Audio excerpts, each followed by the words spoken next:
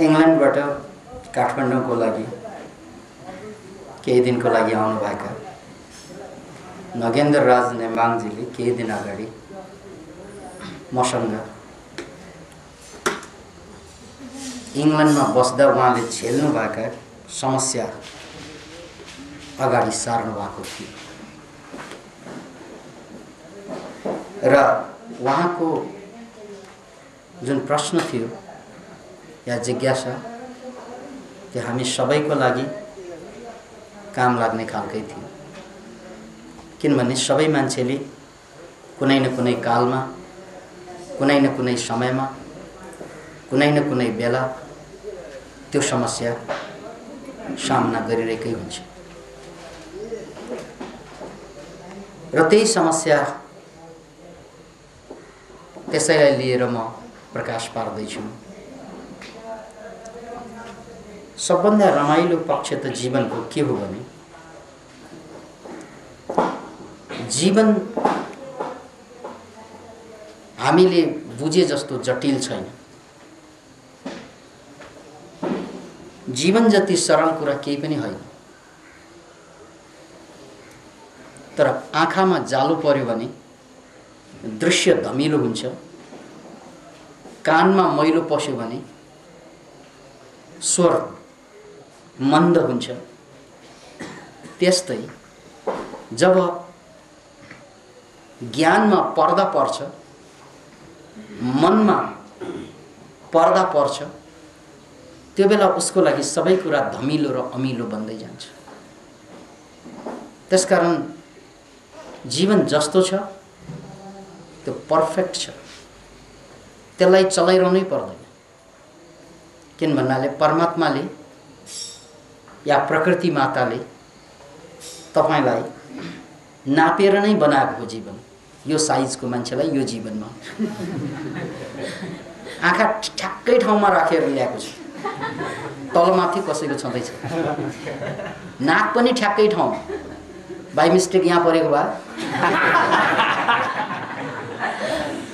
मुखै पनि ट्याक्कै मिल्ने गरी अँध्यारोमा पनि खाना समाउँदाखेरि ट्याक्कै मुखमै पर्दैन, मिलाएर। त्यसकारण जीवनमा धेरै कुरा मिलाइरहनु पर्दैन, सबै मिलाएरै राखेको छ। याद राख्नुहोस् यो कुरा, सबै आफ्नो ठाउँमा पर्फेक्ट छ, खालि हामी जान्ने हुन्छौँ। जान्ने भएपछि बनेको बिग्रिन्छ। हामीले जिन्दगीलाई जान्ने भएरै बिगारेको। त्यसैले जापानिज जेन बुद्धिस्टहरूको एउटा भनाइ छ, sitting silently doing nothing, spring comes and grass grows by itself. तिमीले केही गर्नै पर्दैन, किन भन्नाले परमात्माले सबै कुरा दिएरै ल्याएको हो। अब धेरै खोज्नै पर्दैन, तिमी खोज्छौ र त भट्किन्छौ। याद राख्नुहोस्, तिमी करोडपति हौ जन्मै, माग्यौ र भिखारी बन्यौ। किन इमेजिन, तिमी जन्मजात करोडपति हौ, तर तिमीले माग्न थाल्यौ र त्यही बेलादेखि तिमी भिखारी बन्यौ। यो कुरा बुझ्नुपर्छ। अत माग्न छोड, तिमी अहिले पनि करोडपति हौ।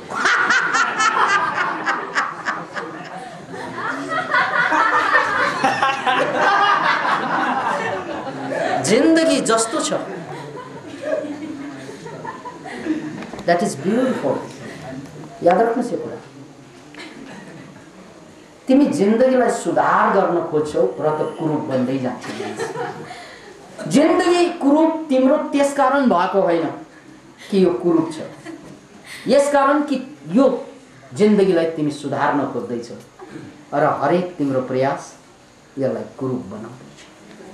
गुलाबलाई हेर, सुन्दर छ, के काँढाले गुलाबको सौन्दर्यलाई छेकेको छ? के काँढाले गुलाबको सौन्दर्यलाई रोकेको छ? के काँढाले गुलाबको महिमालाई घटाएको छ? काँडा छ तैपनि गुलाब सुन्दर हुन्छ। काँडालाई काट्नु पर्दैन। विचार गर्नुहोस्, यदि गुलाबले काँडालाई काट्ने विचार गरेको भए फुल्नै सक्दैन। यार जीवनमा साह्रै ठुलो प्रब्लम छ, प्रब्लम। अरू त सबै ठिक छ, तर एउटा काँडाले मलाई बडो I'm really beautiful. Everyone knows. म साह्रै सुन्दर छु। तर यहाँ फसाद के छ भने यार एउटा यो काँडाका लहर छ नि, त्यसले पो सक्छ। त्यसकारण म ब्युटी पार्लर जान्छु यो काँडा काट्नु। गुलाब ब्युटी पार्लर गएको भए के हुन्थ्यो?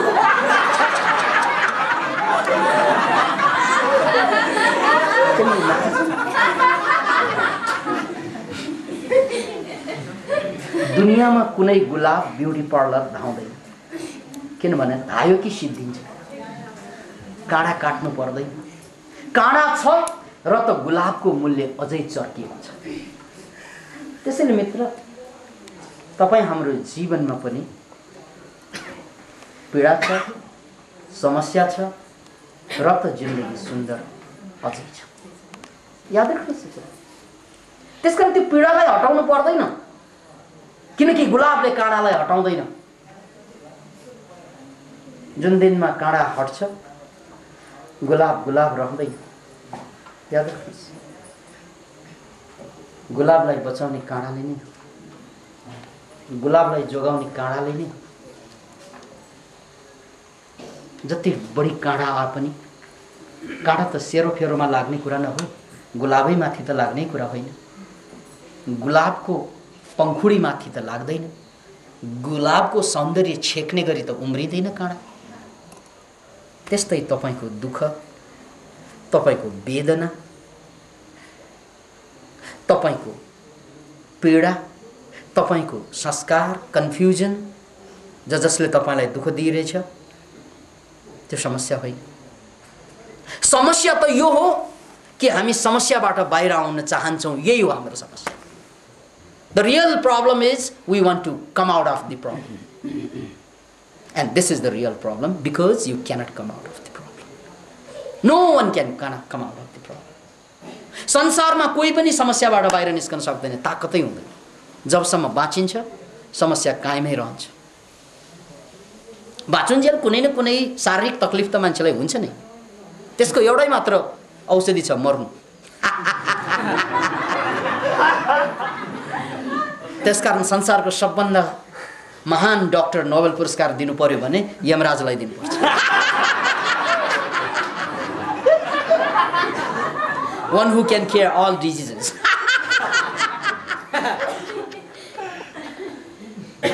जिन्दगी रहन्जेल त जसरी तपाईको गाडीमा के मर्मत गर्नु पर्दैन, मोटरसाइकलमा मर्मत गर्नु पर्दैन, त्यस्तै शरीरमा पनि मर्मत गरिरहनु पर्छ। त्यो सामान्य कुरा हो, त्यो तकलिफ होइन। त्यसकारण त शनिबार छुट्टी लिनु पर्यो। त्यसकारण याद राख्नुहोस्, यो शनिबार छुट्टीको अर्थै बुझेनौँ हामीले। यसलाई सब्बात भनिन्छ। यो ज्युज परम्परामा सब्बात। अब परम्परा अनुसार फरक छ। क्रिस्चियनहरूको आइतबार हुन्छ, ज्युजहरूको शनिबार हुन्छ, अनि यता मुसलमानहरूको शुक्रबार हुन्छ। हप्तामा एकपल्ट के का लागि भन्नाले परमात्मासँग जोडिनका लागि। याद राख्नुहोस्, किनभने संसारिक यो मलमा जोड्दा जोड्दा आफू पनि मैलो भएको हुन्छ। 6 दिनसम्म जोडे। त्यसकारण 7 दिन खुलेर प्रभु यो संसारसँग धेरै जोडी गनाए म धेरै। एक दिन त तेरो प्रकाशमा नुहाउन चाहन्छु म, तेरो पवित्र यादमा आफूलाई पवित्र बनाउन चाहन्छु म परमात्मा। त्यसकै लागि शनिबार या आइतबार या शुक्रबारको छुट्टी हो। र हामी मूर्खहरूले के गर्छौँ, त्यही बार सबभन्दा बढी अपवित्र हुने काम गर्छौँ। पिकनिक रे,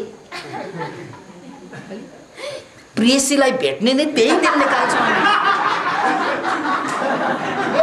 फुर्सत भए ए हजुर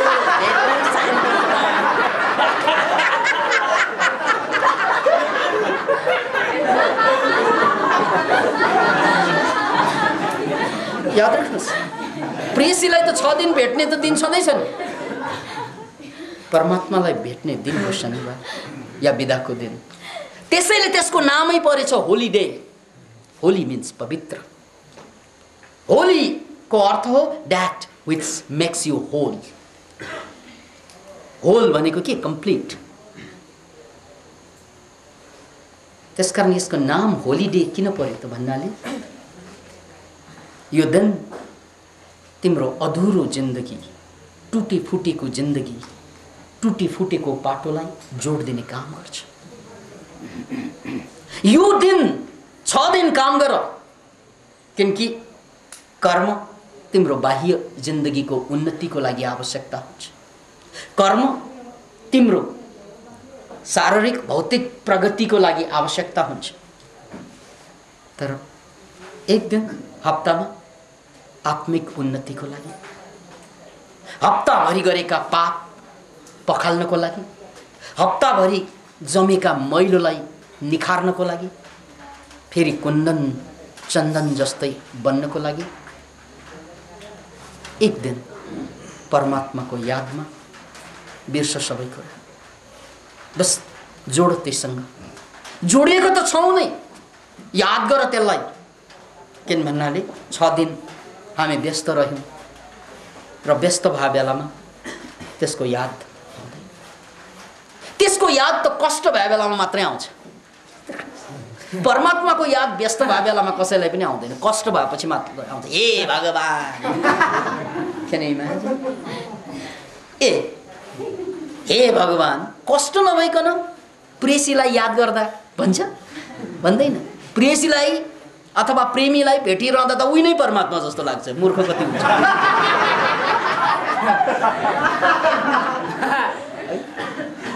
एक तेरा साथ हमको 2 जहां से प्यारा है भन्छ बा. Can you imagine? खुसी हुँदाखेरि मान्छे ठाउँमै बिर्सन्छ उसलाई जसलाई सम्झनु पर्थ्यो. अनि दुखी हुँदा हे भगवान्. मान्छेको स्वभाव होइन. त्यही कुरालाई सन्तहरूले बडो मार्मिक भाषामा भनेका छन्. दुख में सब सुमिरन करे. हेर्नुहोस् है, बडो अद्भुत सूत्र छ, भेरी साइन्टिफिक. दुख में सब सुमिरन करे. दुख पर्यो भने सबैले सम्झन्छ उनलाई. कसलाई? परमात्मालाई. सुख में करै न कोए. सुखमा त डलर गनेर बस्यो होला, पाउन्ड गनेर बस्यो होला, रुबल गनेर बस्यो होला, या नेपाली नोट गनेर, या भारू गनेर. दुख में सब सुमिरन करे, सुख में करै न कोए. सुख हुँदाखेरि त कसैलाई यादै हुँदैन. हेर्नुहोस् त, हामी जम्मैले गर्ने व्यवहार त्यही हो. दुख में सब सुमिरन करे, सुख में करै न कोए. जो सुख में सुमिरन करे उसे दुख काहे होए. यदि सुखमा नै सम्झने हो भने फेरि दुख होला र? है, घरमा आगो लागेपछि कुवा खन्नु भन्छ, इनार खन्नु. आगो लाग्यो इनार खन्नु मात्रै त्यसो, पानी निकाल्न. अनि पहिला पहिला के गरेर बस्या? मोज मस्ती मारेर के मच्छर मारे. त्यसकारण यदि समयमा नै बुद्धि पुर्याइएन भने पछि त पछुताउनु पर्छ नै. त्यसकारण दुख में सब सुमिरन कर, सुख में करै न कोई. सुखमा त कसैले वास्तै गर्दैन. सारे जग को देख के जाना, तुम बिन मेरा कोई नहीं. ठोकर खाके हमने माना, तुम बिन मेरा कोई. ठोकर नखासम्म त मान्नै छ. ठोकर नखासम्म त उनै परमात्मा लाग्छ जसलाई प्रेम गर्छ. छोराछोरी नै यही हो भगवान्लाई यिनीहरूकै लागि बाँचे भन्छ, दुःख नदिएसम्म. ए छोरा भगवान्, छोरी भगवान्, सबै भगवान् लाग्छ प्रेम भएसम्म. जब चाहिँ झट्का लाग्छ नि अनि शैतान देखिन्छ. त्यसैले कुनै कविले लेखे, तुम्हारी रूप ऋचाएं पढकर मन मेरा वेदांत हो गया रे. तिम्रो रूपको ऋचा, ऋचा भनेको मन्त्र. तुम्हारी रूप ऋचाएं पढ़कर मन मेरा वेदांत हो गया. दर्शन योग अब लगते झूठे, मन मेरा संभ्रांत हो गया. हो, त्यो पढिरहँदा त त्यस्तै लाग्छ. हो, त्यो बेला त्यस्तै लाग्छ. तर त्यो जिन्दगीभर लागेको भए ठिकै हुन्थ्यो, लाग्दैन लाग्दैन। त्यसकारण हिन्दी सिनेमा नेपाली सिनेमा बिहे भएपछि अन्त हुन्छ, किन भन्नाले त्यसपछि पो प्रब्लम हुन्छ।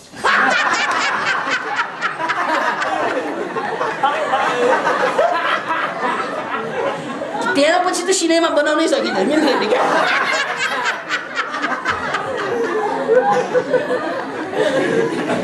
त्योभन्दा पहिला या तिमीभन्दा जानने सुन्ने बुझ्ने कोही छैन, तुम्हारी कदमों में मिट जाने को जी चाहता है है। प्रेममा त यस्तो लाग्छ त्यो महान बलिदानको लागि तयार हुन्छ। यहाँबाट कुद, ठिक छ, जलाऊ मट्टी तेल खन्याएर, मट्टी तेल ठिक छ, त्यो पनि जलाइदिन्छु, जे पनि गर्न तयार हुन्छ। अनि बेहोस त्यहाँको चम्चा त्यहाँ राख्दैन। Can you imagine? त्यसकारण हामी कस्तो अवस्थामा गुज्रिरहेका छौँ भने दुरुस्त फिल्म जस्तै त्यो बिहे भयो कि खेल सक्यो, अनि त्यहाँबाट वास्तविक जिन्दगी यसरी कुरूप बन्दै जान्छ। न त्यहाँ त्यागको कुरा आउँछ, न त्यहाँ बलिदानको कुरा आउँछ, त्यहाँ त व्यापारको कुरा मात्रै आउँछ। कसरी चाहिँ अब सास तान्ने, कसरी यो बच्चाको सासलाई जोगाउने, कसरी यो श्रीमती र श्रीमानको सासलाई जोगाएर यार। अनि जिन्दगीको नाम सास जोगाउनु हुन्छ त्यहाँ। जिन्दगीको नाम सास जोगाउने काम बाहेक केही पनि। सास जाला भन्ने डर छ उसलाई। याद राख्नुहोस्, अब उनको सबभन्दा ठुलो धन भनेकै के त भन्नाले दुई छाक टन्न खाएर चाहिँ डकार नपाओस्। त्यहाँभन्दा बेसी ऊ मर्ला भन्ने डर छ, मेरो छोराछोरीले के खाला, बर्बाद होला भन्दै एउटा जोक याद आयो। एकजना मान्छे 4 दिन भोकाएको छ, जीवनमा पहिलोचोटि 4 दिन भोकाएको हो। अब भोक लागेको मान्छे कसैले केही दिने होइन। यो सहर, यो बजार जहाँ कि मान्छे स्वार्थी हुन्छन्, कसैले कसैलाई केही तेरपुस लाउने नै। अनि साह्रै भोकापछि त्यो मान्छे चलाक पनि थियो, हुनसम्म इमान्दार हुन खोजे, तर भोकले उनलाई इमान्दार बन्न दिएन। अनि त्यसपछि उनले के सोचे भन्नाले होइन, जसरी पनि खानु पर्यो। त्यसकारण ऊ हल्ला गर्दै हिँडे सडकमा, मैले यस्तो एउटा जडीबुटी पत्ता लगाएको छु, यस्तो एउटा जडीबुटी पत्ता लगाएको छु, जुन जडीबुटी यस्तो छ, त्यो खाएपछि मर्मै लागेको मान्छे पनि बाँच्छ। हल्ला गर्दै हिँडे। सहरमा त भिडभाड हुन्छ, त्यसमध्ये एउटा साउजीको कान परेछ। ऊ मर्ला अवस्थामा थियो भने उनलाई त सम्बन्धित कुरो भयो, ऊ आज मर्ला भोलि मर्ला, धन दौलत प्रशस्त थियो। त्यसकारण उनलाई के लाग्यो त भन्नाले यो जडीबुटी पाइयो भने त म अरू लामो बाँचौँला। अब खैर यो केटाको के भरोसा, तै पनि ट्राई गरौँ भने बाबु आउँछ कस्तो जडीबुटी त्यतिकै कहाँ भन्छु र, म त्यत्रो मेहनत गरेर पत्ता लगाएर कहाँ भन्छु र, पहिला चाहिँ होटलमा गएर खाउँ भन्छ। मलाई टन्न खुवाउनु पर्छ नि मात्रै भन्छु। ल ठिकै छ, टन्न होटलमा के खान्छ भने अब के खानु, नेपालीले खाने दाल भात तरकारी हो खाउँ भने ट्यान्न होटलमा खाएर डकाए। अनि त्यसपछि ठिक छ, ल बताउ त जडीबुटी, आउनुहोस् म खेतमा लग्छु भने गोदावरी सागमा ल्याएँ।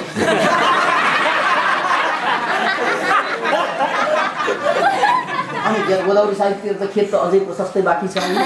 खेततिर ल्याएर चाहिँ देखेको यही जडीबुटी हो, मर्ने बेलामा खायो भने बाँच्छ। त्यहीमा मलाई मूर्ख बनायो होइन, कहाँ मूर्ख बनायो, किन भन्नाले यही धान चाहिँ नपाएर म झन्डै मर्नु लाग्यो। अहिले चाहिँ मैले तपाईँले होटलमा खुवाएपछि म बाँचेँ नि, मैले झुट बनेको हुँ र। अब यो धान, यो जडीबुटी फेरि यति गजबको छ, अब तपाईँबाट भाग्नलाई पनि सघाउँछ, हेर्नुहोस् भनेर भागेँ।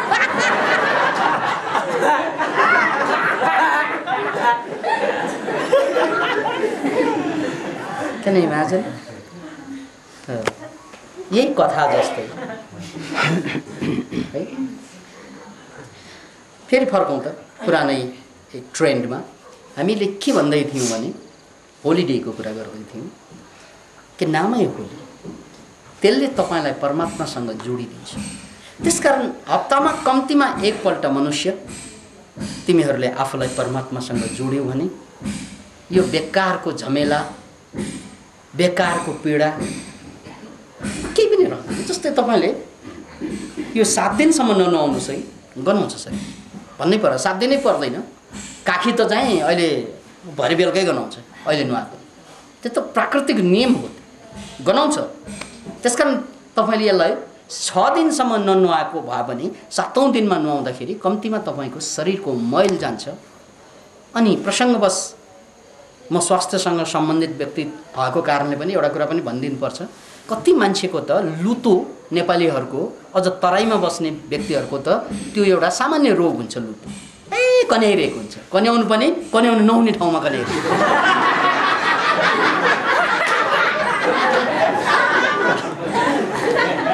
अब त्यसको एउटा स्वाभाविक कारण के त भने पसिना धेरै निस्कने, अनि त्यो चारैतिरको चाहिँ फोहोरहरू त्यहाँ गएर टाँसिने। फोहोरमा त फङ्गस होला, भाइरस होला, ब्याक्टेरिया होला, के होला के होला। लुतो भनेको त इन्फेक्सन नै हो है। त्यसकारण चाहिँ त्यो कन्याइरहने बानी छ। जहाँ हेरे पनि अब त्यो गर्मी महिनामा उनीहरूलाई हेर्नुपर्छ, कन्याइरहेकै हुन्छ, हात लुकाएर पनि कन्याइरहेको हुन्छ, यसो गरी छोपेर।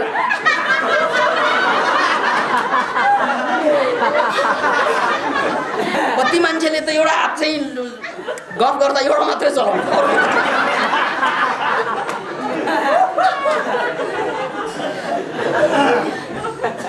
अब यसको कारण के त भन्नाले त ननुहाएपछि दिनदिनै कट्टु फेर्नु पर्थ्यो है।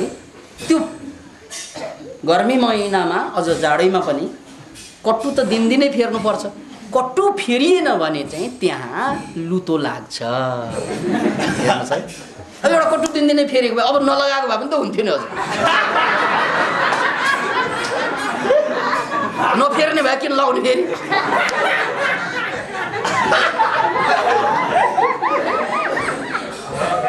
अनि ऊ डक्टर कहाँ जान्छन्, ऊ डक्टर कहाँ जान्छ, औषधि माग्छ, डक्टरले औषधि दिन्छ, 2-4 दिन ठिक हुन्छ, फेरि आउँछ। किन आउँछ त भन्नाले फेरि उही कट्टु लाउँछ।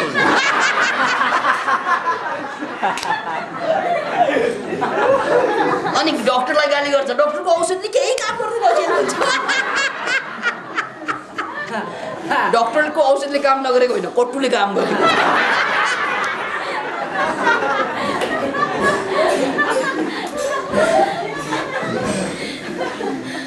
त्यसकारण बन्धु यसलाई यसरी बुझौँ, यसलाई भेरी सिरियसली बुझौँ। यसलाई जसरी चाहिँ सफाई हाम्रो लागि आवश्यकता छ, त्यसको त्यो सफाईमा हामीले केही कमी कमजोरी गऱ्यौँ भने, केही गल्ती गऱ्यौँ भने सफाईमा हामीलाई चाहिँ लुतो लाग्न सक्छ, विभिन्न रोग लाग्छ, छालाको रोग लाग्ला या अन्य रोग पनि लाग्न सक्छ। त्यस्तै यो मनलाई पनि पखालिरहनु पर्छ कि क्यों पानी में मलमल नहाए प्राणी मन की मैल उतार। संत कबीर को यो वचन उनले व्यङ्ग्य कसे, क्यों पानी में मलमल नहाए प्राणी। ए प्राणी किन चाहिँ पानीमा मलमलेर नुहाएको है? छाला त माडिन्छ नि यसरी हैन, तर मनको मैल उत्रिँदैन यसले। त्यसकारण क्यों पानी में मलमल नहाए प्राणी मन की मैल उतार। तपाईले मनभित्रको मैलोलाई चाहिँ उतार्न सक्नु पर्दछ, अन्यथा जिन्दगी जति सरल भए पनि यो कुटिल जटिल हुँदै जान्छ। मैले भनिहालेँ, आँखामा जालो लागेपछि धमिलो हुन्छ दृश्यहरू, आँखै खोलेन भने प्रकाश हाम्रो लागि असम्भव हुन्छ। त्यस्तै मन, यो मनको दर्पणभित्र, यो ऐनाभित्र धुलो जम्न थाल्यो भने अनि सबै चोरै चोर देख्न थाल्छ। किनभने आफू कमजोर भएको देखिँदैन, सबै चोरै चोर दुनिया भन्छ नि। किन भन्नाले त्यो आफू चोर भयो कि, त्यो आफू चोर भएपछि अरू चोर लाग्छ। त्यसकारण बर्टन रसलले एक ठाउँमा बडो मार्मिक कुरा भनेका छन्, कसैले चोरले चोर चोर भनेर कसैलाई लखेटेको छ भने त्यो लखेट्ने मान्छेलाई पहिला समाउनु रे कि। किन भन्नाले यो चोर त साँच्चैकै चोर होला, चोरी गरिसक्यो, यो लखेट्ने मान्छेभित्र पनि चोर छ। कसरी चिन्यो उसले चोर भनेर? त्यो चोरलाई दण्ड दिने ऊ आतुर किन भयो त भन्दा उसले चिनिरहेछ नि, आफूभित्रको चोरले बाहिरको चोरलाई चिन्छ। त्यसकारण यसलाई समाउनु पर्यो। त्यस्तै मान्छे आफू खत्तम हुँदै गएपछि उसले सबै चारैतिर खत्तम हुँदै गएको किन पनि देख्छन् त भन्नाले उनलाई पीडा हुन्छ ऊ खत्तम हुँदै गएपछि। अनि त्यो पीडित मान्छेको एउटा स्वभाव के हुन्छ भने अरू पनि ऊ जस्तै हेर्न चाहन्छ। सबै चोरै चोर, किन भन्नाले सबै सज्जन भयो भने पीडा हुन्छ उसलाई, किनभने ऊ चोर थाहा भइसक्यो। अब सबै सजन भयो भने त ह्याट तेरी यार म मात्रै चोर पीडा हुन्छ उसमा है। जस्तै अब सुरुमा चाहिँ यङ अवस्थामा अब मान्छेहरूले विभिन्न किसिमका व्यभिचार गर्छन्। त्यो व्यभिचार गर्दाखेरि उनले मात्रै गरेको जस्तो लाग्यो भने उसलाई पीडा हुन्छ। मै मात्रै सेक्सुअल्ली करप्ट हुन्छ नि मान्छेहरू युवाकालमा, अनि त्यो करप्ट हुँदाखेरि ए खत्तम म त म बर्बाद भएँ भन्छ। अनि जब चाहिँ साथीहरूलाई खुसुको भन्छ ए म पनि यस्तै हुँ भने अनि उसलाई आनन्द सबै चोरै चोर भयो नि। किन इमेजिन, या त तपाईँभित्रको चोर मर्नु पर्यो या त सबैलाई चोर बनाउनु पर्यो। दुईवटा बाटो छ राहतको बाटो। राहतको बाटो कि दुनियाँ चोर भनेर ठोक्नुहोस्, रमाइलो छ। दुनियाँ चोर म पनि चोर है।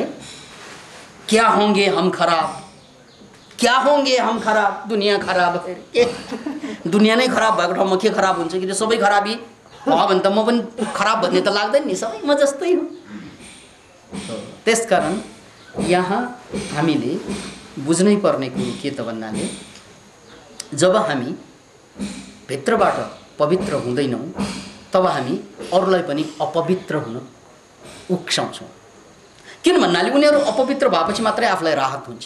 त्यसकारणले रक्सियाले सबैलाई रक्सी पिलाउनु खोज्छ है। दुध पिउनलाई पैसा दिँदैन उसले, यार मलाई दुध पिला, यी दुध ला जा रक्सी खाऊ। दुध त बच्चाहरूले पिउँछन्, ठुलो भइसकेपछि दुध पिउनु रक्सी पिउ। त्यो मासु खाने मान्छेले फलफुल किन्दैनन् कहिले पनि, अरूलाई पनि मासु नै खुवाइदिन्छ, फलफुल खुवाउँदै आफू जस्तो छ अरू पनि त्यस्तै होस् सबैले चाहन्छ। किन भन्नाले उसलाई राहत हुन्छ। खास गलत काम गर्यो भने त झनै बढी राहत हुन्छ। त्यो गलत काम गर्ने मान्छेलाई दुनियाँले यस्तो यस्तो गरेको छ भने राहत हुन्छ। त्यसकारण मैले डिप्रेसनका रोगीहरूलाई एउटा 50% रोग कसरी निको पारिदिन्छु भने म कहाँ आउँछन् डिप्रेसनका रोगीहरू है, अनि चाहिँ सर म त यस्तो यस्तो भएँ, डिप्रेसनको रोगीले भन्छन् म त अब मेरो जिन्दगीको जहाज डुब्यो अनि मैले उहाँहरूलाई के कसरी उपचार गर्छु मनोक्रान्ति चिकित्सामा भने तपाईलाई शुभ समाचार छ भन्छु कि सुखद समाचार छ तपाईको लागि। के नि सर त्यो भन्छ, किन भन्नाले उ त पीडितै हुन्छ हैन। तपाईलाई डिप्रेसन लागेको भए तपाईँ एक्लो हुनुहुन्न। नेपालमा 60 लाख मान्छेलाई डिप्रेसन छ, त्यसकारण तपाईँ धन्य हुनुहुन्छ। अनि उसको आँखामा चमकाउँछ 60 लाख, साँच्चै भन्नु साँच्चै 60 लाखलाई ए 60 लाखलाई रहेछ।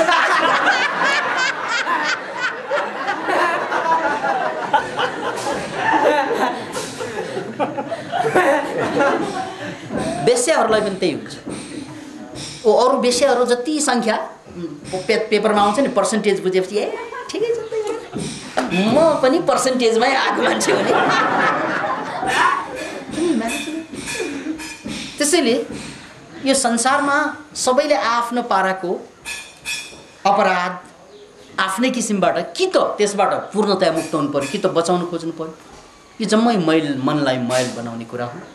र यसबाट मुक्त हुनको लागि नै यो सब्बातको जुन कन्सेप्ट हो, शनिबार या आइतबार या शुक्रबार हप्तामा एकपल्ट मौन बस, चुपचाप बस, शान्त बस। र सबभन्दा ठुलो कुरा अब म नगेन्द्र राज नेम्बाङजीलाई नै प्रसङ्ग जोडेर भन्छु, शनिबारको या आइतबारको या शुक्रबारको त्यो दिनमा केही नगर्नुस्। हप्ताभरि आफूले गरेका गल्ती, हप्ताभरि भएका पीडा समस्या त्यसलाई लेख्नुस्। लेख्नुस्, किन छुट्टी छँदैछ, कलम समाउनुस्। हप्ताभरिमा तपाईँलाई कहाँ पीडा भयो, कहाँ समस्या भयो, के भयो, कसलाई गाली गर्न मन लागेको थियो गर्नु भएन, त्यो पनि लेख्नु। अन्यथा ब्याज सुद्धा तिराउला, याद राख्नु, त्यही हो रोग। त्यसकारण तपाईँले मनमा कुरा छुपाएर राख्नुभयो भने, त्यो वकल्न सक्नु भएन भने त्यही हो डिजिज। डिजिज भनेको केही पनि होइन, एक्सप्रेसन गर्न नसक्नु। त्यसलाई चाहिँ साइकोलोजिकल भाषामा क्याथार्सिस भनिन्छ कि भित्रको पीडा भइरहेको छ नि, जानी अन्जानी त्यो जमेका पीडा फ्याट्ट खोलिदिनुहोस्। त्यो खोलेपछि सबै उस्तै ए उस्तै। अहिले हामी जम्मै फरक छौँ नि, किनभने लुगा लाएर बसेकोले कि लुगा लाएर उहाँले अर्कै उहाँले अर्कै उहाँले अर्कै। ल सबैले लुगा फुकालेर हेर्नुहोस् त।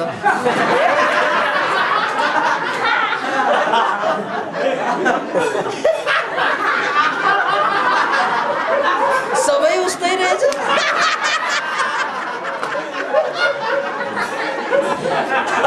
समस्या त लुगा लाएर पो भयो। किन इमेजिन।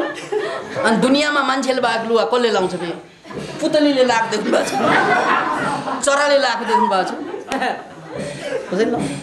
हामीले मात्रै किन लाउनु पर्यो? कसले भन्यो तपाईँलाई लाउने? ए सरकारले।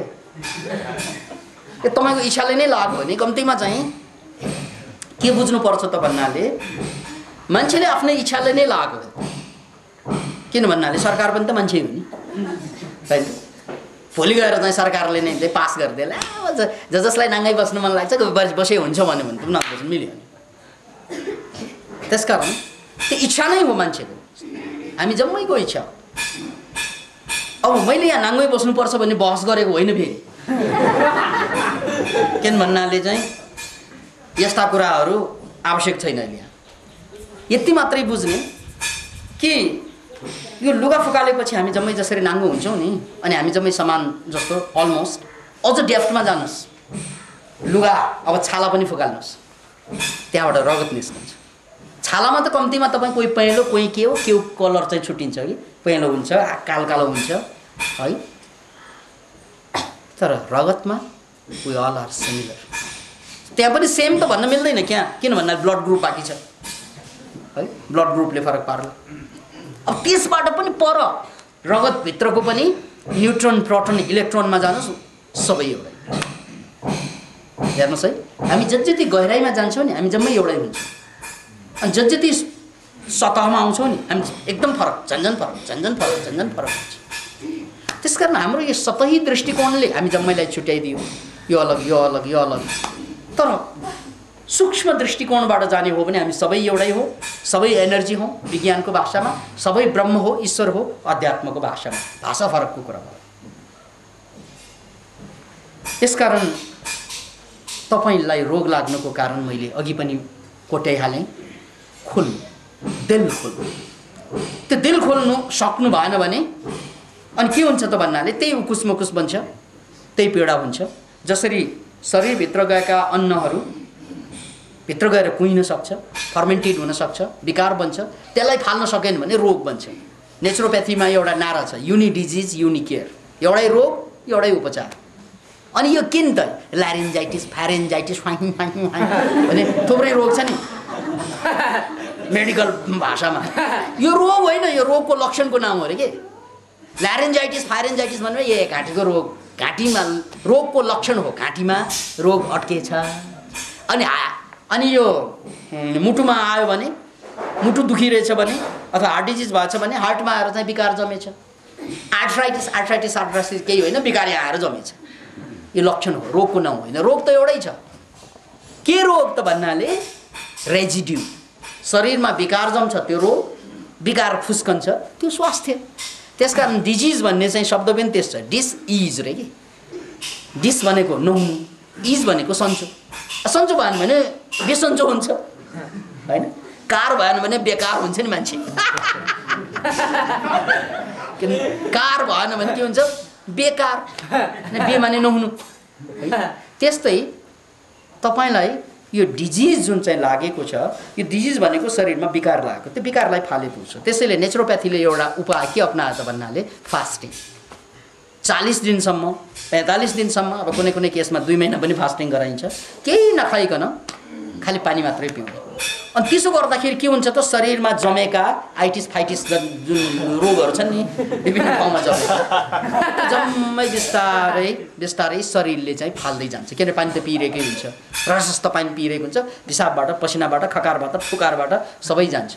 अब हामीले यहाँ फास्टिङमा देखिरहेका हुन्छौँ के त भन्नाले सुरुमा तपाईँले फास्टिङ गर्नासाथ यो जिब्रोमा कोट चाहिँ बस्न थाल्छ, एकदमै बाक्लो हुँदै जान्छ, गनाउँछ सास है, पिसाब पहिरो निस्कन्छ केही दिनसम्म, भोक मर्छ केही दिनपछि, 3-4 दिनपछि।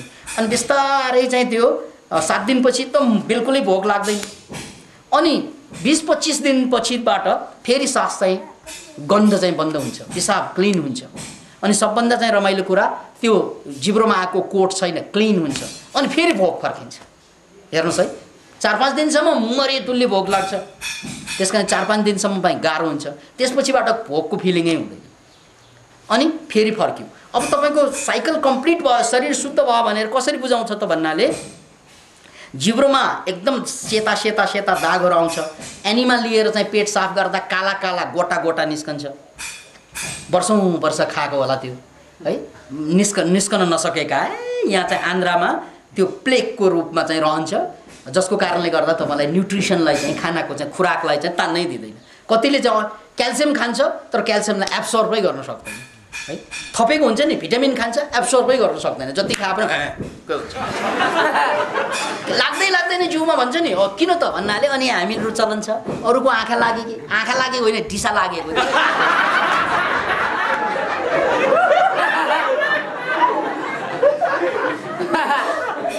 सामान्यतया आन्द्रामा एउटा प्लेग जम्छ, जस्तै यो दाँतमा टर्टर जम्छ, दाँतमा पनि कति मान्छेको केरा खाए पनि दाँतबाट रगत आउँछ, किन भन्नाले त्यो दाँत माझ्दाखेरि ठिकसँग नमाजेको कारणले गर्दा त्यहाँ ढुङ्गा जम्छ, त्यसलाई टर्टर भनिन्छ, प्लेग भनिन्छ, दाँतमा पनि जम्छ त्यो।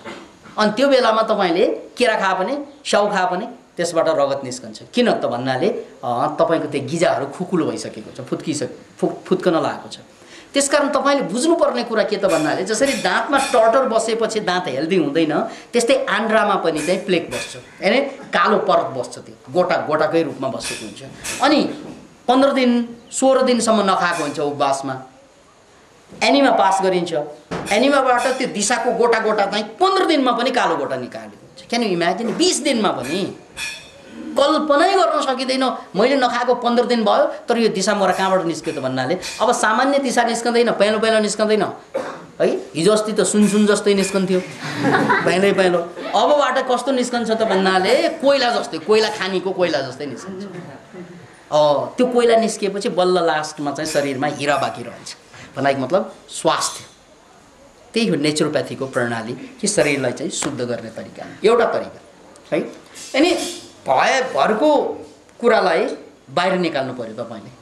त्यसको एउटा उपाय चाहिँ वाटर फास्टिङ, अर्को उपाय फ्रुट फास्टिङ हुन्छ। फेरि जस्तै मेवा मात्रै खाने, ल 45 दिन मेवा खाने, अथवा 45 दिन चाहिँ स्याउ मात्रै खाने, रोग अनुसार। क्यान्सरै भएको भए गाजर खाएर बस्ने 45 दिन, अथवा अङ्गुर खाएर बस्ने। त्यसरी पनि क्यान्सर पनि क्लियर भएका कतिपय केसेसहरू छन्। यो जम्मै के गर्छन् त भन्नाले शरीरभित्र जाने अनि गएपछि चाहिँ त्यो हिलिङ फुडले त्यसले चाहिँ विकारलाई फाल्ने काम गर्छ, निकाल्ने काम गर्छ। बिल्डिङ फुडले गर्दैन, कार्बोहाइड्रेटले गर्दैन, प्रोटिनले गर्दैन, फ्याटले गर्दैन, मिनरल्स र भिटामिन्सले त्यो काम चाहिँ गरिरहेको हुन्छ।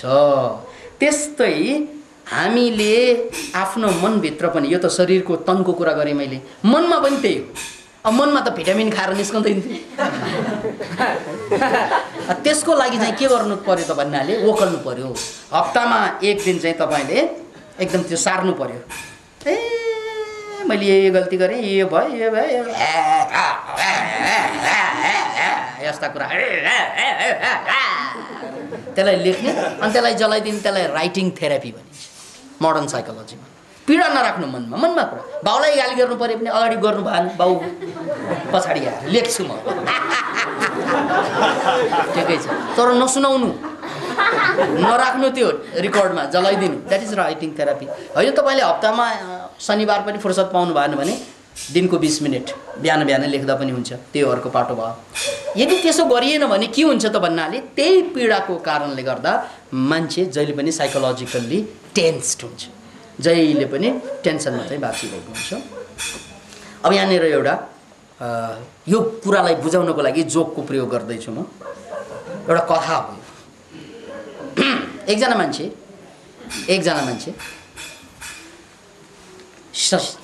फौजको केटा रहेछ, अनि त्यसले चाहिँ आमा चाहिँलाई चिठी लेखेछ। केही समयपछि फौजमा भर्ती भएर केही समयपछि चिठी लेखेछन्। यसरी चाहिँ चिठी चाहिँ आउँछ, बुढियाको हातमा पर्छ, चिठी यसरी हेर्छ, उसलाई पढ्न सक्न आउँदैन। अनि सडकमा आएर चाहिँ मान्छे कुर्छ, को आउँछ उसलाई चाहिँ पढाउनु पर्यो। एकजना मान्छे चाहिँ बुढा मान्छे आइरहेको देखि बुढा मान्छे, ए बुढाबा ल मेरो छोराको चाहिँ चिठी पढिदिनु पर्यो भन्छ। बुढाले यसरी चिठी खोल्छ, यसरी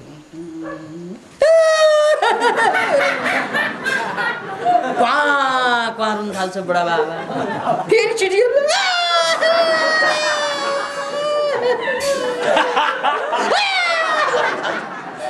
चिठी हेर्दै रुँदै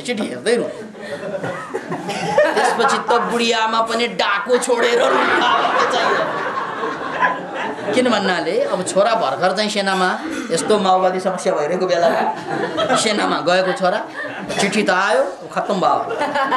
नत्र त यो बुढा किन रुन्थ्यो र उसको को पर्थ्यो र उसलाई त चोट पर्यो भने म मोरी बुढी त रुनै पर्छ अरे डाको छोडेर बुढी लोए सडकको बिचमा।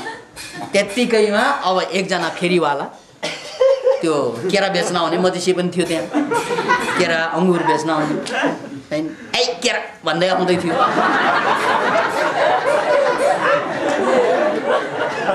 त्यत्तिकैमा उनले यसरी हेरे चाहिँ दुईजना चाहिँ सडकको बिचमा रोइरहेको अनि पटक केरा चाहिँ ठाउँमा राख्छ ऊ पनि त्यहाँ तिनैजना चाहिँ रोइरहेको देखे। अब चौथो मान्छे पुग्छन् त्यहाँ यसरी हेर्छन् तिनैजना रोइरहेको भए सडकमा यस्तो पहिले अब एउटै घरको परिवारको मान्छे रोएको भए त केही होला बुझ्नु सकिन्छ। तर एउटा मधेसी छ एउटा चाहिँ पहाडको मान्छे छ र एउटा अर्कै ठाउँको मान्छे छ। अनुहारले चाहिँ मिल्दैन यिनीहरू किन रोइरहेको होला। अनि गएर चाहिँ सोध्छन् त्यो फेरीवालालाई ए फेरीवाला त किन रोइछ? हजुर म रुनुको कारण छ अस्ति चाहिँ म त्यो अङ्गुर चाहिँ बेच्दै हिँड्दाखेरि मेरो अङ्गुर चाहिँ खसे थियो सडकमा भिडैमा अनि खस्दाखेरि चाहिँ त्यो अङ्गुर चाहिँ गाडी ल्याएर खिचेर किचमिच पनि भयो। मलाई साह्रै दुःख लाग्यो रुन खोजेको त्यो बेला अनि मान्छेको भिड देखेर लाज लाग्यो त्यही बेला रुनु लाग्थ्यो लाज लाग्यो अनि चाहिँ त्यो बेला चाहिँ दबाएको थिएँ मैले। त्यो दिनदेखि मैले हाँस्न पनि पाएको छैन सकेको छैन त्यो खालि अङ्गुरको मात्रै झलझल याद आउने। अनि यहाँ आउँदा आउँदै त्यहाँ दुईजना मान्छे सडकमा बसेर रोइरहेको देख्दा त्यो याद आयो मलाई अनि मौका यही हो भनेर रोइथिएँ म त।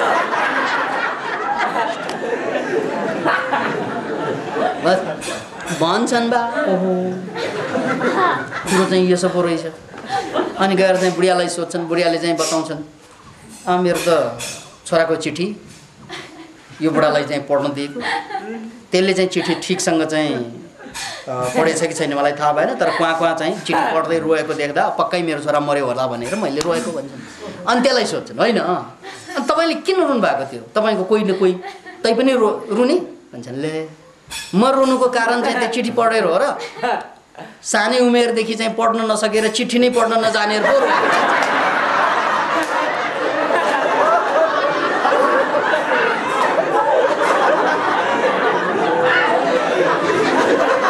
म रुनुको कारण पढ्नै आएन त्यस कारण म पटक पटक हेर्छु अब आउँछ कि भनेर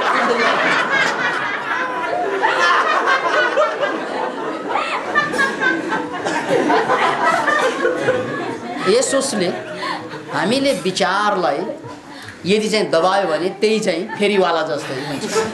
किन भन्नाले अब रुनु पर्ने ठाउँमा रोइएन हाँस्नु पर्ने ठाउँमा हाँसिएन भने अनि नचाहिने ठाउँमा हाँसो उठ्छ चाहिने ठाउँमा चाहिँ हाँस्नु सक्दैन नचाहिने ठाउँमा आँसु उठ्छ आँसु छुट्छ चाहिने ठाउँमा चाहिँ आँसु छुटाउन सक्दैन। यो समस्या चाहिँ जीवनमा रहने भएकोले मैले चाहिँ नेम्बाङजीलाई एउटा सुझाव प्रस्तुत गरेको त्यही हो कि तपाईँले आफ्ना विचारहरू भावनाहरू पीडाहरू 6 दिनको त्यो शनिबार व्यस्त नहुनुहोस् या आइतबार व्यस्त नहुनुहोस् त्यो दिनमा लेख्नुहोस् लेखेर त्यसलाई जलाइदिनुहोस् आनन्द हुनुहोस्। एउटा कुरा त्यसलाई एक्सप्रेसन भनिन्छ। यो एक्सप्रेसन तपाईँले दिन सक्नु भएन भने एक्सप्रेसन जीवनमा पाउनु भएन भने अनि डिप्रेसन सुरु हुन्छ। If there is no expression then there is a depression. अनि एक्सप्रेसन तपाईँले राम्रो दिन जान्नुभयो भने देयर विल बी इम्प्रेसन है there will be any impression. किन भन्नाले तपाईँले राम्रै इम्प्रेसन चाहिँ आफ्नो कुरा कहीँ खोल्न जान्नुभयो भने त्यो इम्प्रेसन पनि हुन्छ। एउटा कुरा यसरी चाहिँ खोल्नु र अर्को कुरो के त भन्नाले दिललाई चाहिँ खोल्नु जति इम्पोर्टेन्ट चाहिँ हुन्छ आफ्नो दिललाई खोल्नु त्यो इम्पोर्टेन्ट भएको कुरालाई टिपेर तपाईँले रेगुलर अभ्यास चाहिँमा चाहिँ लानुपर्ने हुन्छ। त्यसैले चाहिँ संसारमा चाहिँ सबभन्दा छिटो मर्ने मान्छे को त भन्नाले जसले दिल खोल्न सक्दैन। दिल खोल्न सकेन भने मान्छे छिटो चाहिँ मर्न थाल्छ। त्यसकारण हामीले यहाँनिर यो सन्देशलाई टिप्नुपर्छ कि कम्तीमा आफूलाई चाहिँ कि लेखेर प्रकट गर्नु पर्यो कि तपाईँ साधक हो भने शनिबार या आइतबार या बिदाको दिन एक दिन फुल टाइम लिनुहोस्, मेडिटेसनमा जानुहोस्, प्राणायाम गर्नुहोस्, योग गर्नुहोस्, ध्यान गर्नुहोस्, त्यसमा डुब्नुहोस्, पूर्णतया आफूलाई बदल्नुहोस्। त्यो पूर्णतया 6 दिनको आँसु यहीँ बगाइदिनुहोस्, 6 दिनको हाँसो यहीँ हाँसिदिनुहोस्। पूर्णतया त्यो दिनमा तपाईँले आफूलाई पवित्र पार्न सक्नुभयो भने पनि तपाईँलाई 6 दिनको लागि ब्याट्री चार्ज भएको हुन्छ। सो 1 दिनको महत्त्व, 1 दिनको महत्त्व त्यो।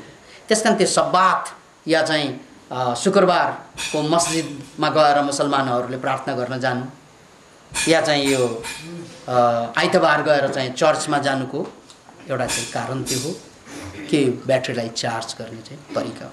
र हामीमध्ये धेरैले त्यसो चाहिँ गरिरहेका हुँदैनौँ। हामी शनिबारलाई बढी लोड दिन्छौँ। त्यसरी चाहिँ लोड दियौँ भने अनि हामीलाई विभिन्न रोगबाट पीडा दिन्छ। त्यसकारण चाहिँ रोगबाट बच्ने, समस्याबाट बच्ने भनेको त्यसलाई सदुपयोग गर्ने हो भने तपाईँ शान्त रहनु पर्यो। तपाईँ शान्त रहनको लागि तपाईँलाई 1 दिन त चार्ज गर्नुपर्ने हुन्छ। बिदा दिनुको कारण त्यही थियो। अब हामीले बिदाको दुरुपयोग गरिरहेका छौँ संसारभरका मान्छेले, अनि त्यसकै परिणामस्वरूप मान्छेले हाँस्नै छोडिसक्यो। अनि मैले धेरैपल्ट भने जो हाँस्दैनन् आधा जिन्दगी बर्बाद भयो, जो रुँदैनन् पुरै जिन्दगी बर्बाद। It's a fact. मैले अघि पनि व्यङ्ग्य गरेँ, मर्न लागेका मान्छे हाँस्दैनन्। किन भन्नाले जति जति हाँसो कम हुँदै जान्छ जिन्दगी कम हुँदै गयो। जति आँसु कम हुँदै गयो जिन्दगीको फोर्स कम हुँदै गयो। तपाईँ त बच्चा जस्तै हाँस्न सक्नुपर्छ, तपाईँ त बच्चा जस्तै रुन सक्नुपर्छ, अनि मात्रै जिन्दगी सरल हुन्छ। मैले गुलाबको उदाहरण दिएँ तपाईँलाई कि त्यो रोएर हाँसेर तपाईँको भाव घट्ने होइन, बढ्छ, तपाईँ जीवन्त हुन्छ, गुलाब जस्तै फक्रिन सक्नुहुन्छ।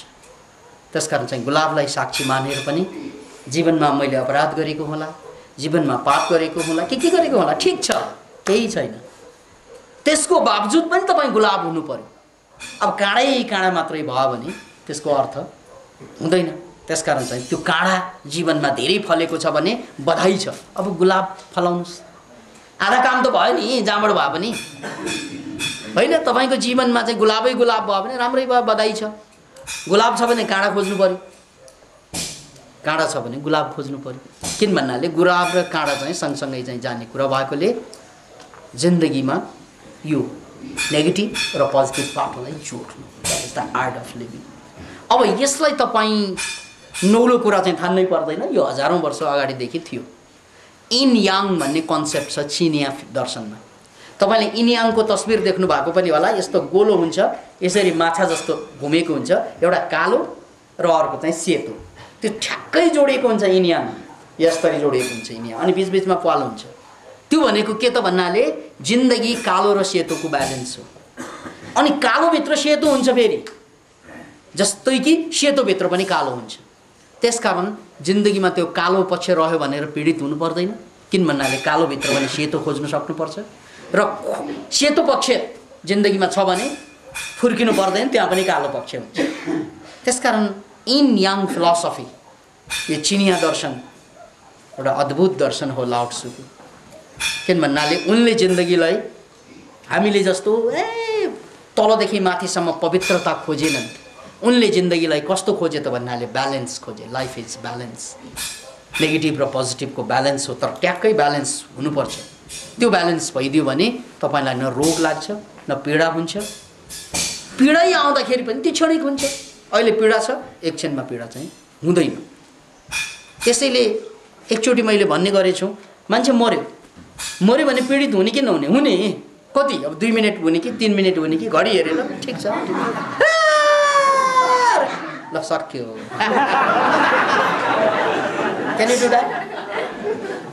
त्यो तपाईँ साँच्चै तपाईँको जीवन चाहिँ धन्य भयो, किनभने घडी हेरेर रुन सक्नुभयो। रिसाउनु पनि त्यही, स्वास्नी लोग्ने कोसँग रिसाउनु भयो, सक्यो टाइम।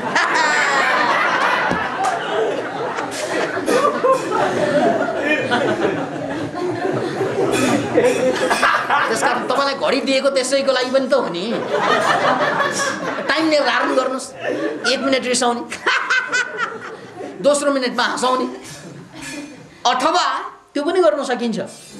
जसलाई चाहिँ तपाईँले रिसाउनु भयो नि, रिसाइसकेपछि एउटा जोक भन्नै पर्ने एउटा नियम है, परिवारमा यस्तो नियम पनि राख्न सकिन्छ। जो रिसाउँछ अन्तमा उसले गएर एउटा जोक भनेर चाहिँ त्यसलाई ब्यालेन्स गर्ने। पहिला है त्यो रिसाएको बेलामा कुरा हुँदैन, त्यो अघि पछि नै पहिला लभ लेटर लेख्दै त्यही बिहे गर्ने चाहिँ सम्झौतामा राख्नुहोस् त्यो, अनि मात्रै तपाईँ ब्यालेन्समा हुन्छ। नत्र भने हामी रिसाएको रिसाई यति रिसाउँछौँ यति, अनि चाहिने बेलामा चाहिँ काम भसाक भुसेक बिगारिदिन्छौँ, अन्तमा एउटा जोकबाट यो कुरालाई खुलस्त पार्छौँ।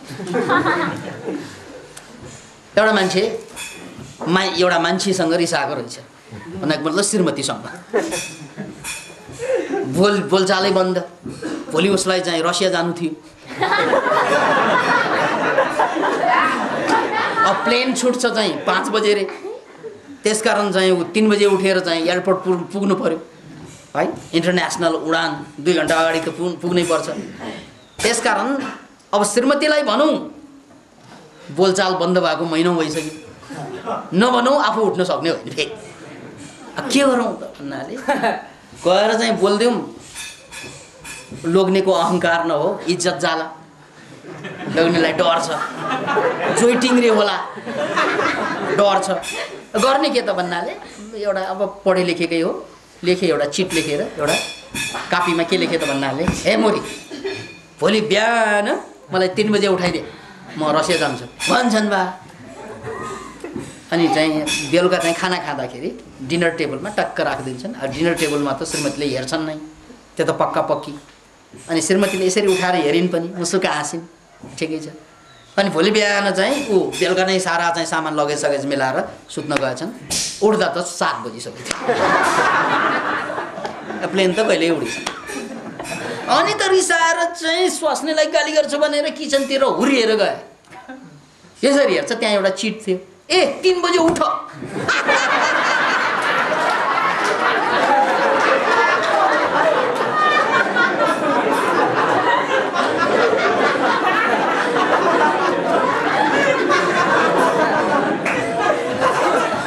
त्यसकारण धेरै लामो रिसाउनु भयो भने यस्तो बेफाइदा होला।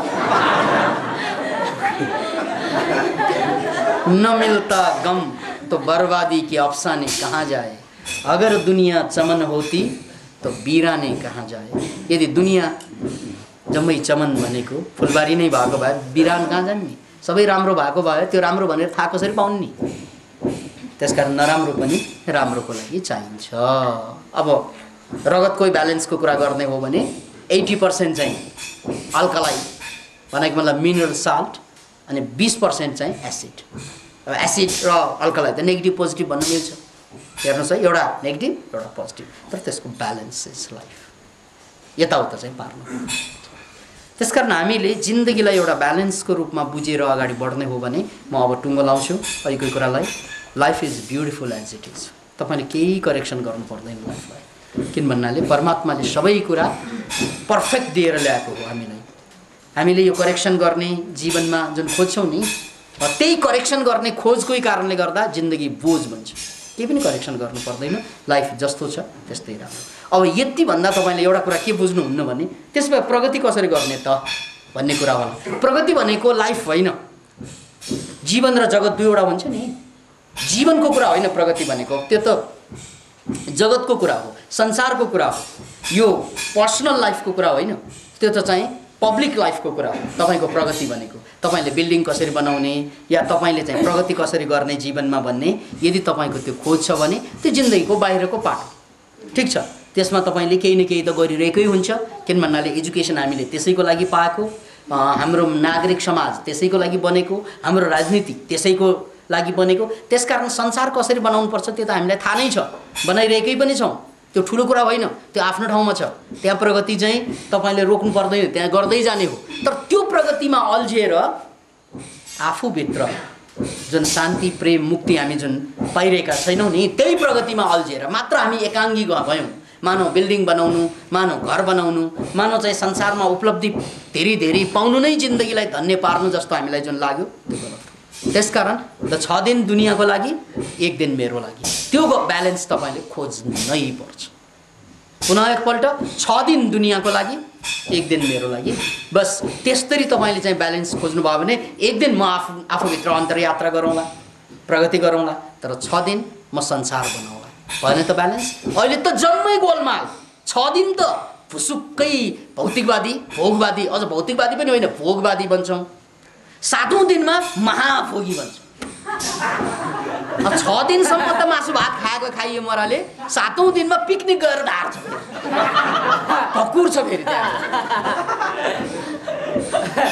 6 दिनसम्म चाहिँ अझ आज शनिबार भनेर यति मासु खाइदिन्छ। Can you imagine? हुनुपर्ने त के त भन्नाले 6 दिन सादा भात खाने, 1 दिन चाहिँ मासु भात खाएको भए त हुन्थ्यो नि। ठिकै छ, किन भन्नाले अब त वैज्ञानिकहरू के भन्छन्, तपाईँको शरीरको लागि 40 ग्रामभन्दा बेसी प्रोटिन चाहिँदैन, मासु चाहिँदैन, माछा मासु। यदि दिनको 40 देखि 50 ग्रामभन्दा बेसी भयो भने माछा मासुले बेफाइदा गर्छ। त्यसकारण त्यो पनि ब्यालेन्स मिलाउन त सकिन्छ नि। कि हप्तामा खाने हो भने चाहिँ ल शनिबार मात्रै मासु खाने हुनु पर्यो, 6 दिन खाली हुनु पर्यो। हामी त के 6 दिनसम्म चाहिँ 50-50 ग्राम, अनि चाहिँ 7औं दिनमा चाहिँ 500 ग्राम। किन आज शनिबार? 6 दिनसम्म चुरोट तान्ने मान्छेले 10-15 खिल्ली तानिएला, 7औं दिनमा चाहिँ त्योभन्दा बेसी। किन भन्नाले अब जहाँ जहाँ पायो त्यहाँ त्यहाँ गएर जे मन लाग्यो त्यही गर्ने देख्नु। ब्यालेन्स बिग्रेको कारण यो। जिन्दगीको ब्यालेन्स त्यतिकै बिग्रेको होइन, हामीले जिन्दगीलाई डिभाइड नै गरेनौँ कि। हामीले जिन्दगीलाई आन्तरिक पक्षको लागि समय नै छुट्याएन, बाह्य पक्षको लागि गयो सबै। सुबह और शाम काम ही काम, क्यों नहीं लेते पिया राम का नाम। बिहानदेखि बेलुकासम्म हामी व्यस्त हुन्छौँ। त्यसकारण हप्तामा 1 दिन अझ नखाइकन फास्टिङ बसे तपाईँलाई रोगै सितिमिति लाग्दैन। हप्तामा 1 दिन जसले केही पनि खाँदैन पानी बाहेक, त्यसलाई रोगै सितिमिति लाग्दैन। याद राख्नुहोस्, तपाईँ पिकनिक गएर भकुर्ने काम गर्छौँ हामी। गर्नुपर्ने के उल्टो गर्नुपर्ने, हप्तामा 1 दिन 6 दिन खाएको यो पेटलाई आराम चाहिँदैन, सफाइ गर्नु पर्दैन र तपाईँले टोयलेटमा चाहिँ हगे पानी नै नखाउने गर्नुहोस् त, अनि थाहा हुन्छ। अथवा 6 दिनमा 7औं दिनमा मात्रै चाहिँ हामीले चाहिँ टोयलेट गएर आएर चाहिँ हाम्रो चाहिँ मलद्वारलाई पुछ्नुहोस् त, अनि थाहा हुन्छ। त्यसकारण गर्नु त पर्यो नि त ब्यालेन्स। त्यसकारण मैले देखेको जिन्दगी भनेको, यदि तपाईँले जिन्दगीलाई धोका नदिने हो भने सिम्पल छ लाइफ, भेरी सिम्पल। हामीले त के गर्दियौँ त भन्नाले आन्तरिक पाटोलाई पनि बाह्य पाटोसँग जोडेर जिन्दगीलाई भौतिक मात्रै बनाइदियौँ कि यति टाइट गरिदियौँ। यसलाई चाहिँ मैले पहिला धेरै अगाडि एउटा नाम दिएको थिएँ, स्पेस एन्ड अब्जेक्ट। स्पेस भनेको खाली ठाउँ भयो, अब्जेक्ट भनेको वस्तु भयो कि। जस्तै हामीले एउटा कोठा बनाउँदाखेरि वाट इज कोठा? कोठा is a space. The more space you have the better freedom you have हो कि। कोठा भनेकै के त भन्नाले खाली ठाउँ नि। कि कोठाको माने पर्खाल हो? होइन नि, नत्र त पर्खालै मोटो पार्दै कोठै भरिदिएको भए। कोठा माने एम्प्टीनेस। अब कोठा एम्प्टीनेस खाली हो, जति बढी खाली हुन्छ त्यति बढी स्वतन्त्रता हुन्छ, त्यति बढी अँट्छ। अब विचार गर्नुहोस्, तपाईँले कोठा त बनाउनु भयो, कोठामा टन्न फर्निचर किनेर खाट, फर्निचर, टेलिभिजन, कम्प्युटर सबै टन्न भरिदियो भने के होला तपाईँको हालत? अनि बाहिर सुत्नु? त्यही गरिरहेका छौँ, हाँस्नु नहोला। जिन्दगी हामीले त्यही गरिरहेका छौँ। जिन्दगी पनि एउटा कोठा हो, त्यो कोठामा यति सामान भरेको छ, यति सामान भरेको छ, अनि यो मोरा बाहिर सुतिरहेको छ। अनि के भन्छ, टेन्सन छ यार भन्छले। अब ऊ सुत्नु पर्यो त कोठामा। अनि यार तिमी बाहिर किन सुतेको? भित्र न, ल त्यहाँ टेलिभिजन छ, कम्प्युटर छ, म सुत्ने ठाउँ नै छैन। त्यसकारण अब भित्र सुत्ने त कुरा यार होइन, कम्प्युटरहरू बाहिर राख्नु मिल्दैन, चोरी हुन्छ। त्यही भनेको होइन तपाईँले? अहिलेसम्म जिन्दगीभर चाहिँ सम्पत्ति नागले, सर्पले चाहिँ त्यो मणिलाई यसरी चाहिँ हाम्रो ब्याङ्क ब्यालेन्स यही होइन, कसैले छौ त ल मेरो घरलाई छौ त मेरो कारलाई चाहिँ खरोच देऊ त कसैले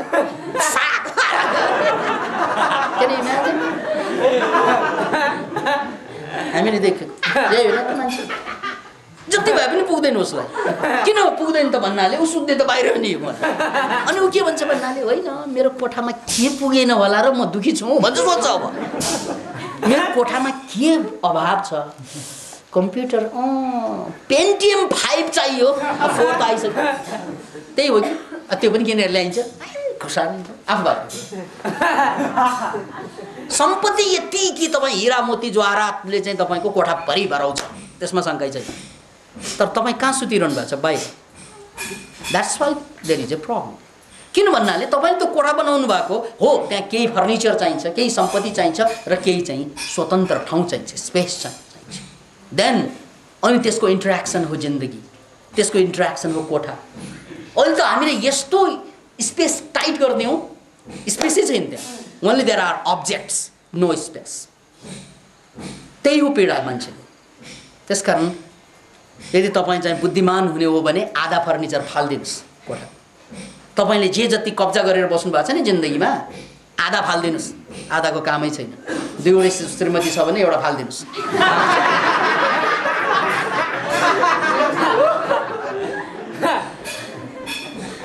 आधा बेकार छ किन भन्नाले त्यो आधा त चाहिन्छ तपाईँलाई फेरि किन तपाईँ ह्युमन बिइङ तर आधा चाहिँ यति टाइट छ त्यसलाई नफालिकन तपाईँलाई चाहिनै हुँदैन तपाईँलाई अझ थप्दै हुनुहुन्छ त्यसकारण अध्यात्ममा यो धेरै बुद्धले चाहिँ 10वटा पारमिता मुक्तिका 10वटा बाटोमा एउटा दान पारमिताको कुरा गर्नुको कारणै त्यही हो दान भने के खाली गर्न किन भन्नाले तिमी धेरै भर्यो चाहिने भन्दा बेसी टाइट छ तिम्रो सम्पत्ति हो त्यसबाट मुक्ति पाऊ तिमी अनि मात्रै यसको मतलब सबै होइन यसमा केही त तिम्रो फ्रिडमको लागि चाहिन्छ जस्तै कोठा बनाउँदा स्पेस चाहिन्छ र अब्जेक्ट चाहिन्छ त्यस्तै हो यदि यो पाइएन भने हाम्रो जिन्दगी बर्बाद हुन्छ र यो सिस्टम अहिलेसम्म मानव जातिले बनाएको होम सिस्टम संसारमा 2वटा राजनीतिक व्यवस्था सबभन्दा प्रमुख एउटा समाजवाद साम्यवाद र अर्को पुँजीवाद यो दुवै व्यवस्था भौतिकवादमा आधारित छ याद राख्नुस्